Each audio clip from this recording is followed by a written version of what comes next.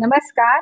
आज आपण रव्याचा ढोकळा करणार आहोत. त्यासाठी 1 वाटी रवा घेतलेला आहे आणि तेवढाच 30 वाटी प्रमाण आपण दही पण घ्यायचंय. आता आपण मिक्स करायला घेऊया. कढईमध्ये 1 वाटी हा रवा आहे तो घेतलाय आणि दही पण घ्यायचंय 30 वाटी आणि छान मिक्स करायचंय आणि अर्धी वाटी आपल्याला पाणी घालायचंय त्यात. हे दही आणि पाणी रव्यामध्ये छान मिक्स करायचंय. हे छान मिक्स झालेलं आहे. आता आपल्याला हे अर्धा तास असंच झाकून ठेवायचंय. ढोकळ्यासाठी आपल्याला चटणी लागणार आहे, तर त्यासाठी आपल्याला शेंगदाणे आणि डाळवं घेतलेली आहे. शेंगदाणे कच्चेच घेतलेले आहेत. खोबरं आहे, मूठ भरून कोथिंबीर आणि पुदिना आहे.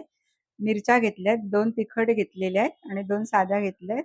एक 4-5 पाकळ्या लसूण घेतल्या, अर्धा लिंबाचा रस घेतलेला आहे, मीठ घेतलेलं आहे चवीनुसार आणि खडी साखर थोडीशी घेतलेली आहे चवीनुसार. चटणी करायला घेऊया. खोबरं घालूया, शेंगदाणे डाळवं घालूया, लसूण मिरची आहे ती घालूया, पुदिना आणि कोथिंबीर घालायची, खडी साखर आहे ती टाकायची, मीठ घालायचे चवीनुसार आणि हा अर्धा लिंबाचा रस काढून ठेवला तोही घालायचा आणि चटणी वाटून घ्यायची. आता आपल्याला हे मिश्रण आता अर्धा तास झालेलं आहे ठेवून.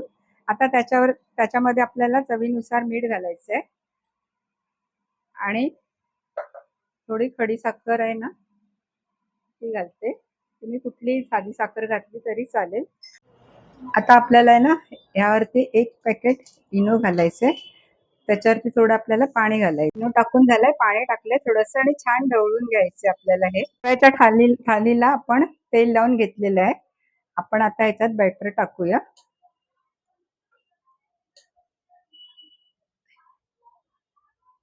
आणि छान असं एकसारखं पसरून घ्यायचंय.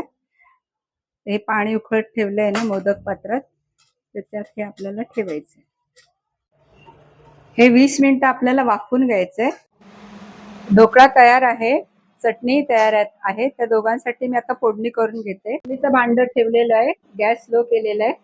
मोहरी टाकायची आहे. मोहरी उतरली का जिरं घालायचंय आणि मूठ भरून तीळ घालायचे.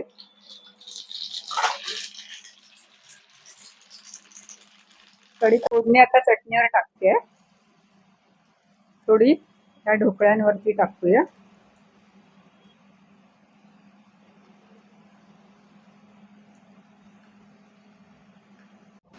यावर थोडं कोथिंबीर आणि खोबरं घालते. रव्याचा ढोकळा आणि चटणी तयार आहे. आवडल्यास लाईक, शेअर, सबस्क्राईब करायला विसरू नका.